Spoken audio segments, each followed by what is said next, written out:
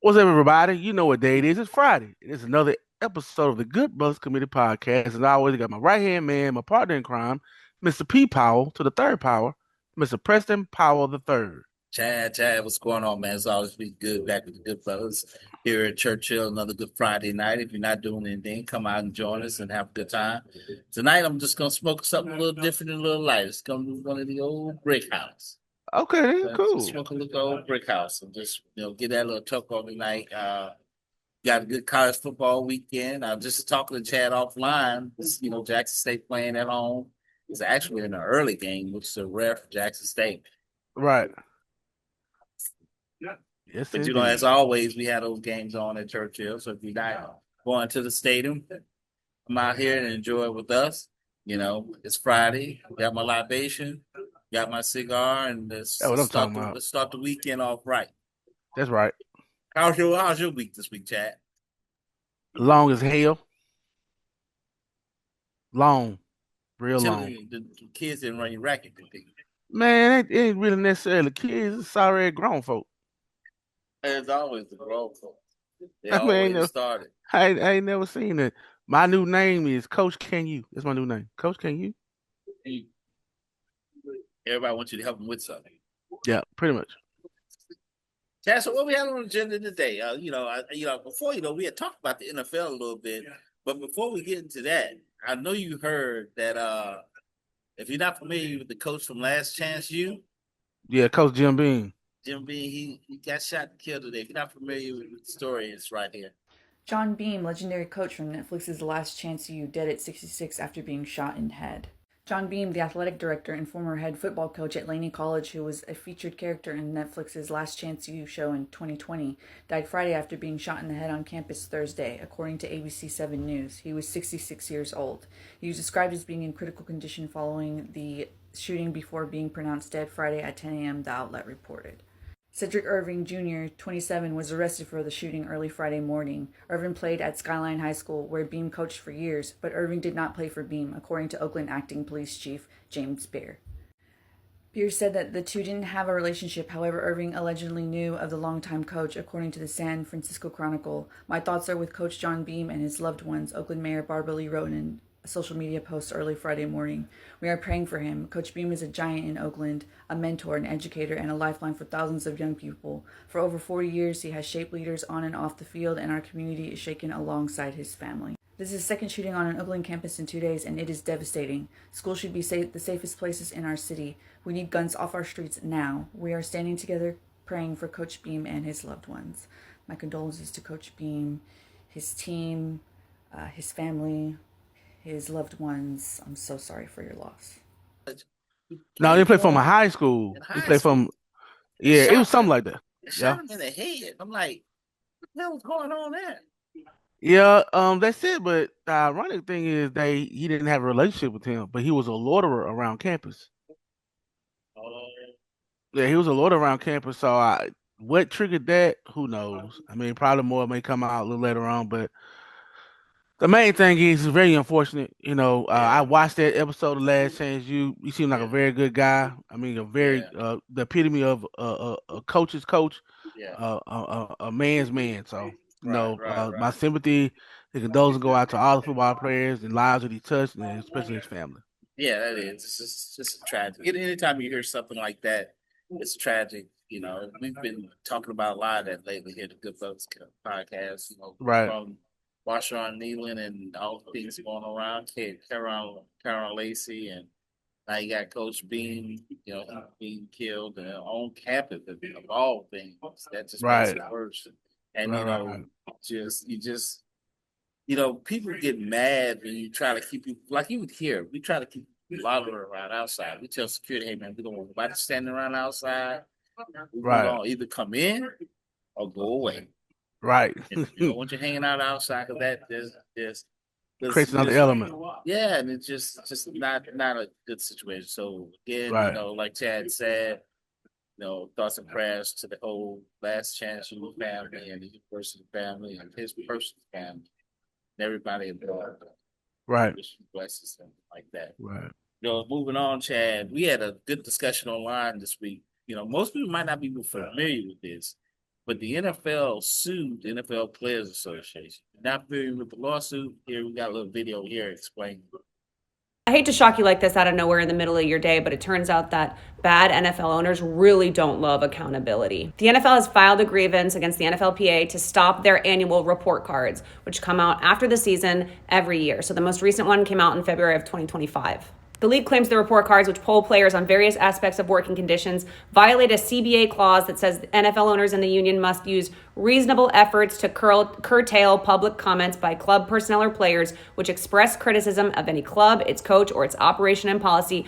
The Management Council, which handles labor issues for the league, argues the NFL and union already agree to conduct a survey of players regarding the adequacy of player care and other relevant topics every 3 years, per the CBA. However, ESPN's source with direct knowledge of the league's process said that the survey was last conducted in 2015. In the letter, it states the NFL twice has asked the union to suspend its report card, once in 2024 and a second time in June of 2025. Sources said that because they only issue general grades, they serve as an instrument to mock teams without telling them which areas need improvement. It could make you better, a team executive told ESPN, but they don't share how. They just take these snippets to embarrass people without sharing the data. Woody Johnson was among the most vocal of the owners, calling it totally bogus, and took issue with how they collected information, who they collected it from. Now, just as a quick refresher or a primer for people who don't know, the report cards include treatment of families, food and dining, there's training and weight room facilities, there's grades for nutrition and dietitians, there's grades for team travel. So it covers a broad spectrum of the player experience within the organization. For the purposes of this specific conversation, the owner grades are what's most interesting. The Miami Dolphins and Minnesota Vikings and Atlanta Falcons all receiving A+.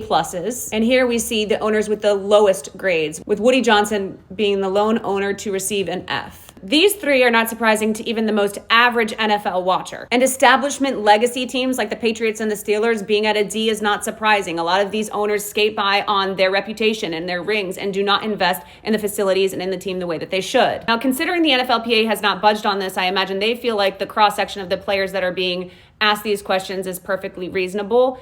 And also, just from my perspective, I don't know how much more detail these owners actually need in order to change things up. Talk to your team. Once you receive the grades, if you actually care about understanding exactly what needs to be improved, talk to your team. You just don't like that your business is being put on blast. This is a revenue sharing league, and it appears that some of these owners and their facilities are really carrying the weight in terms of the investment in their players. Also, let's remember, a lot of these owners have asked the cities and the states that they live in to subsidize their facilities. So why shouldn't fans have access to this information? Because they ask for a lot of money. I think if you're Woody Johnson and you really want to understand what Ziggy Wolf is doing to facilitate these kinds of grades and goodwill from his players, he could probably figure that out if he really wanted to. Okay, Chad, with that, what was your thoughts when you first heard about that suit? Epstein files. That's what it's about.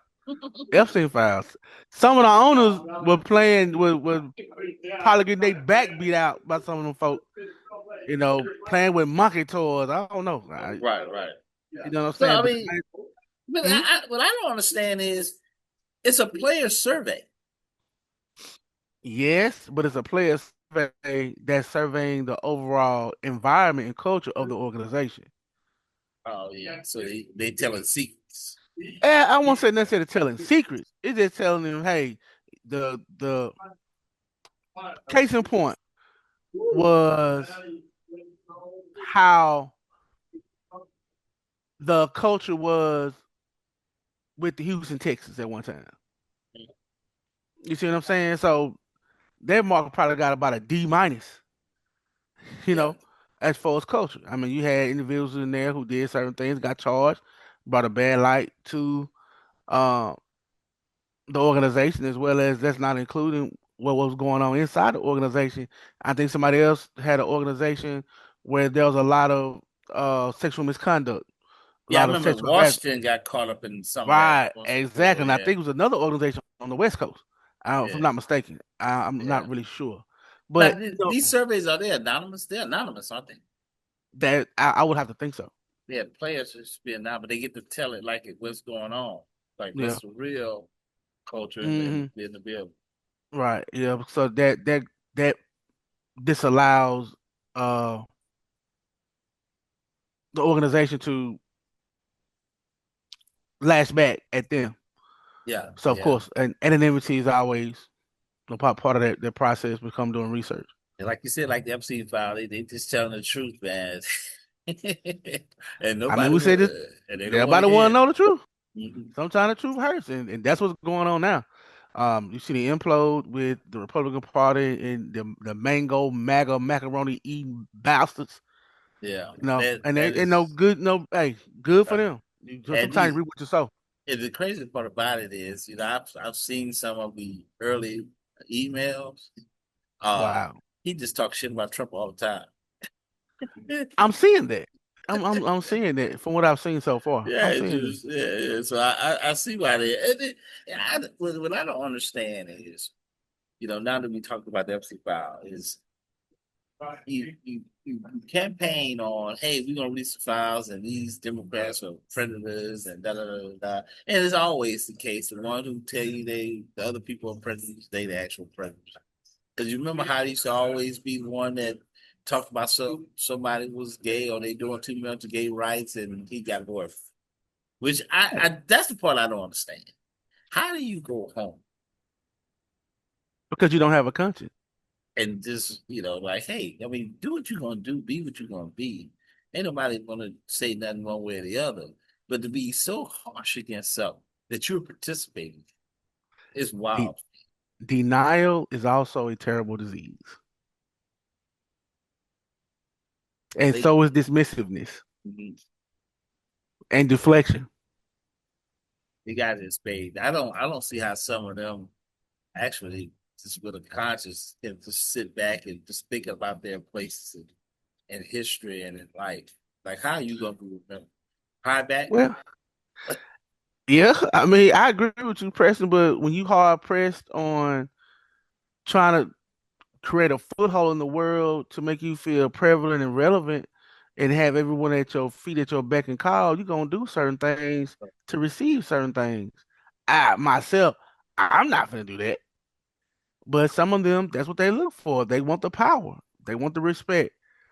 They want to be that public figure whom everybody what's the word I want to use? Everybody look up to or relish But that's or that's my cherish. point. But see, that's my point, Chad. Who's looking up to that? Like, I You can't, you'll be amazed. like man, can I go home and look my kids in the face after I let this dude treat me like that or talk about me like that? Yeah. But I again, don't get it. again, it's all about self-preservation, self-loathing. I mean, at the end of the day, that's what that is. Yeah. They don't care as long as they get what they want, as long as they have this certain image in the public's eye as I'm the man or woman. But you just got your back beat out Right. by 15 people with monkey sticks. Come on. I'm just saying. I mean, I'm just saying. Right, Like, right, and then you right. and then you like it. Right, right. That's You wild. like it. That is wild. That is So wild. it is what it is. And like I said, this is the same thing with the NFL owners. I mean, you trying to curtail. That's why I said when I sent you that message, man, that's real Trumpy of them trying to Mm-hmm. control what players say in private about the organization. I mean, look at AJ Brown. AJ Brown, he just. I mean, he's just talking football. He ain't talking about the inner workings of the locker room. He's talking about how bad a passer Jalen Hurts is. How you can't get Yeah. him the ball, and that is, but usually winning cures all that. Usually, Usually. because if I'm winning, and it's just like when I was playing basketball. I didn't have to have a 20-point game. If we won, I was happy scoring 10. I was happy scoring out. Cool, we won. Right. I'm cool with that. I don't feel great scoring 35 and we lose. That don't make me feel good. Right. I So can dig that. so I don't know, but you got some people like LeBron James who fine with stuff in the stash. And Right. I just that never been my thing. I want to stuff it up. Be like James West, eating up, eating up. Right. Yeah. Yeah. That's all I wanted. Man, Right. and I was happy with that. Yep. I But can dig it. one thing I am happy about that when you talk about organizations, the experiment with the Indianapolis Colts, and I shouldn't say experiment because that's doing her a disservice. But how the owner is on the sideline, and so she's so intricately involved, you Man, know, look, and just her whole style with it, I like. Now she ain't they hard on they love her. They and love her. and here's crazy, she not hard on the eyes either, so Oh, she pretty as hell now. that might have a little part in it. So, but I find when she does, and and how she handles, when she told what did when they went, was it when he got Daniel Jones? I can't remember who they went got. Oh no, when they traded for Sauce Gone, the corner. Hmm. And she asked the GM, she said, "Can he help us win now?" And he was like, "Yeah." He said, "Well, you do what you got to do." To have somebody have to support you like that in any realm of life, that unconditional support, that, hey, I'm going to go out here and try my best. And even if I come up short, she got it. Yeah, She got it. it's funny you mentioned that because I just did a paper in my class, my planning organization class on leadership styles, Right. and she seemed like she has a democratic leadership style and not afraid to be autocratic either, authoritative, excuse me, or Right. authoritative either. But however, she has made herself identifiable with everybody in that building, the organization. Because to hear her talk about football, Yeah, she she knows know what she's talking about. she probably know more football than most coaches do. I'll just be honest.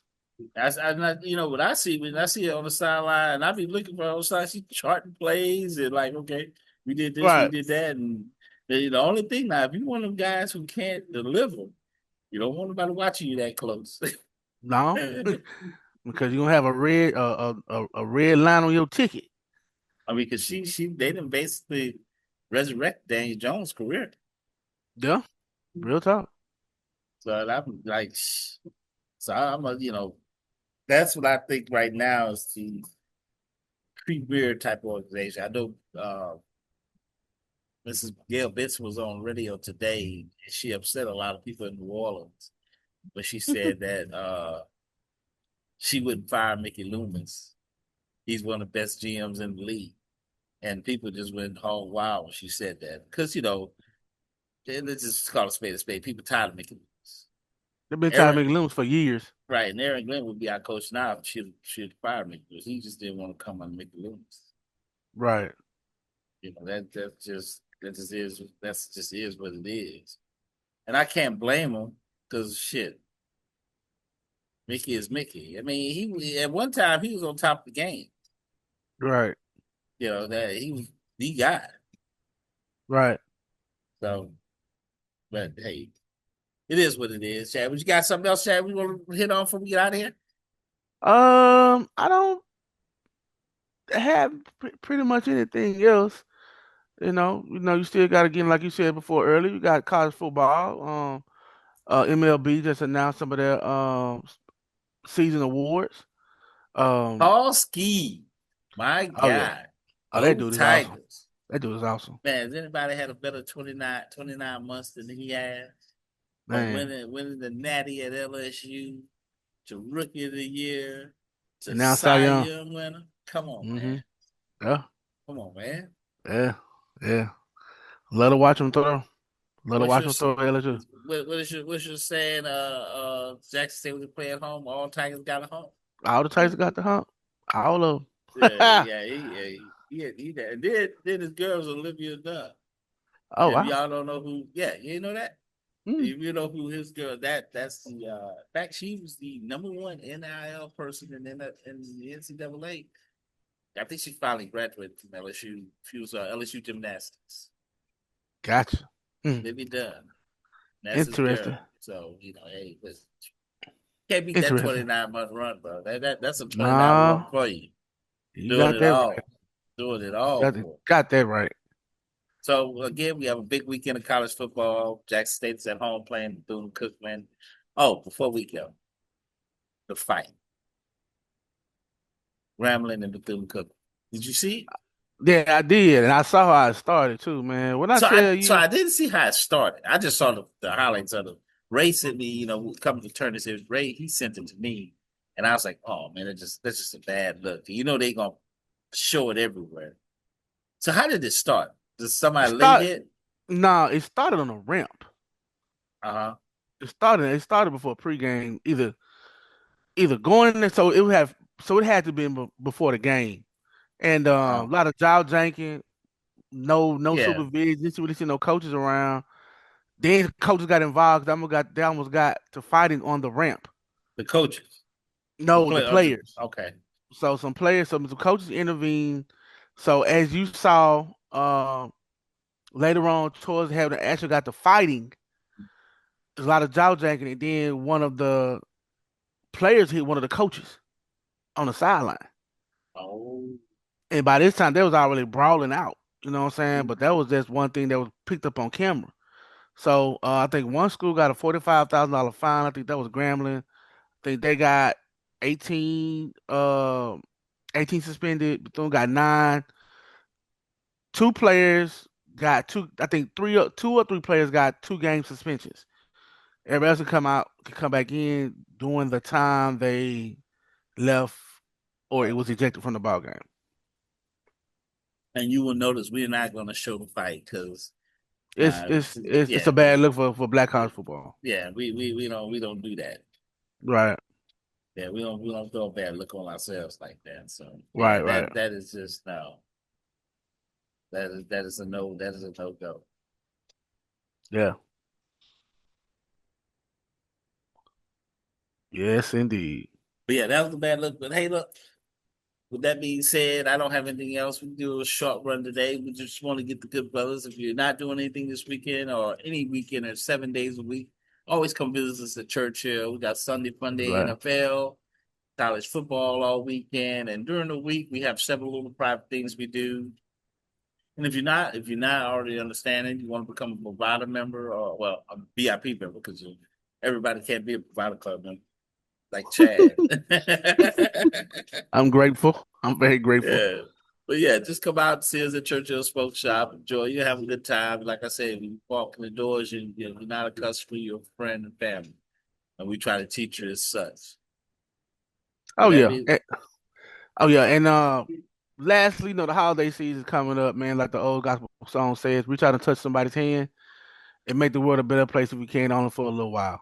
It's Chad, a lot of. yeah, the donations. I forgot about that. The sheets you gave me Mhm. I got some about more. yeah. Tell the people what that's about so they can because we Basic. got some in Churchill. You can come pick it up here. Oh, I appreciate it. What we do, I work for Nichols Middle School. I teach 7th grade science, and we're trying to build our PBIS store. It's to allow kids to buy things through their PBIS points for being good stewards of the building, being respectful to adults and kids, other children, just things they can buy with their PBIS points, whether it be snacks, goodies, little fun cups. Tell you went dead, couldn't he?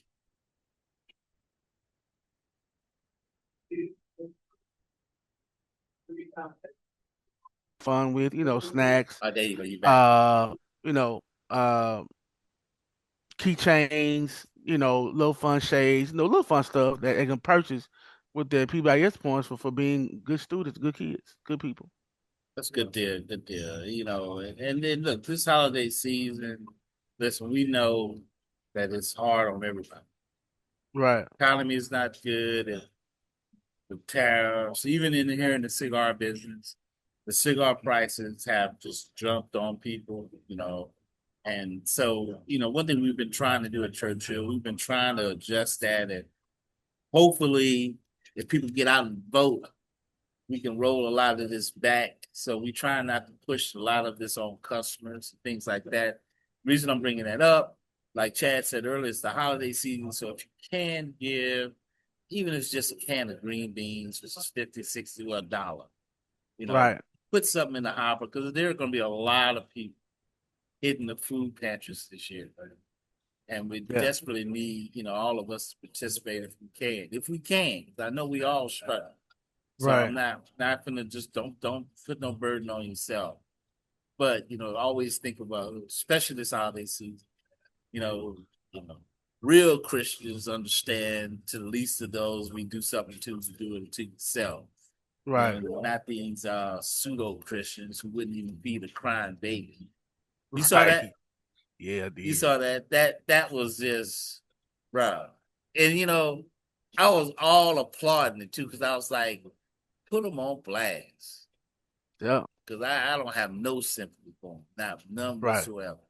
Exactly. So, that's the thing, saying, Chad. I ain't got nothing more. Smoking a little brick house tonight. Got a little bullet. That's Drinking a what little I'm talking bourbon about. tonight. That's I'm what I'm gonna talking about. relax. Watch a little NBA, little college basketball. Been watching the Lady Tigers do their thing. Since we got Fuwale now. Right. So, yeah, that's what's up. Well, hey, everybody, Preston said it all. We're not doing anything. Churchill Smoke Shop. What's the address? 5050 I-55 Frontage Road, Jackson, Mississippi, 39211. Until next time, man. If we're not doing anything, come see us. Peace. Y'all take it easy, man. Good brothers out of here. Out.